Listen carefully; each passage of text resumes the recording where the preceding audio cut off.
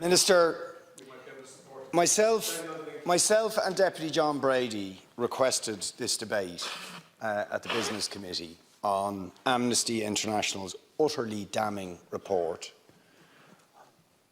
that Israel is a state that is operating a system of apartheid, and in doing so are committing crimes against humanity, and call for sanctions to ensure that that system, that inhumane and inhuman system, is dismantled. Now, we called for this debate prior to the barbaric invasion of Ukraine by Vladimir Putin.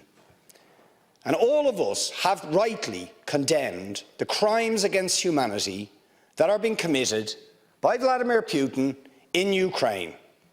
And the government has moved instantly, within 5 days, to sanction Putin's regime and take urgent action. And the strength of language that was used, rightly, against Putin as a barbarian, as a thug, as a murderer, as a warmonger, all of which are true, all of those things apply to the State of Israel in its treatment of the Palestinians, and yes, the government is concerned about its use of language and doesn't feel it is appropriate to even use the word apartheid when Amnesty International, the most respected human rights organisation in the world, and Human Rights Watch, within a very short period of time, issue these damning reports saying that Israel, since its foundation, has been built on a system of oppression and domination and apartheid and racism, involving the murder of unarmed, innocent civilians on a regular basis,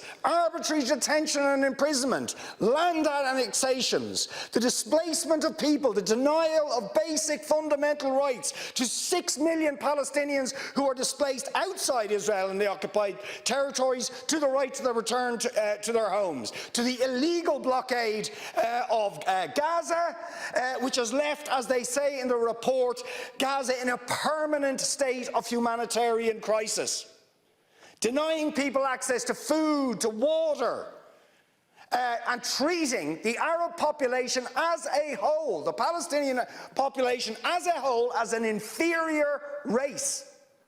I mean, it doesn't get stronger than this. And yet you want to be careful about your language.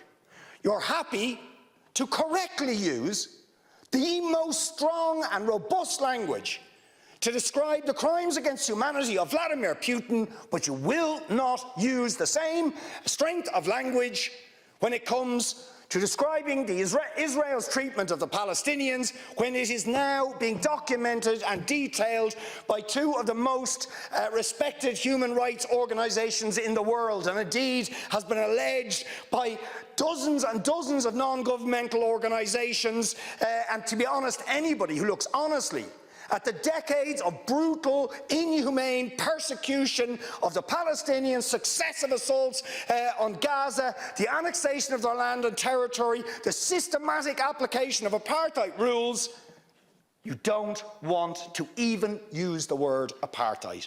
Never mind sanctions.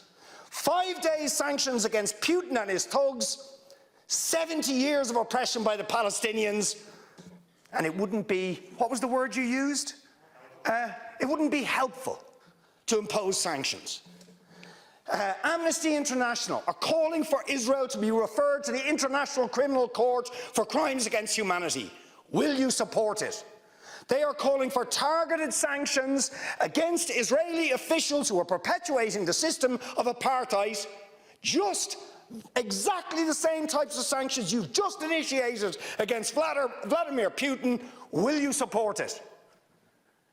And I think the answer is clearly you're not going to. And then we ask the question, why? Why?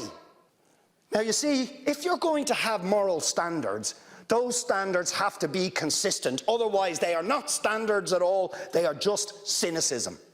And of course we all know the reason that the standards are not consistent is because to call out the apartheid state of Israel would be to run foul of the concerns of certain states that are now presenting themselves as defenders of democracy and so on, such as the United States, the UK, Germany and other powers, whose relationship with Israel, supporting it and backing it, means that the European Union's moral credentials are bankrupted.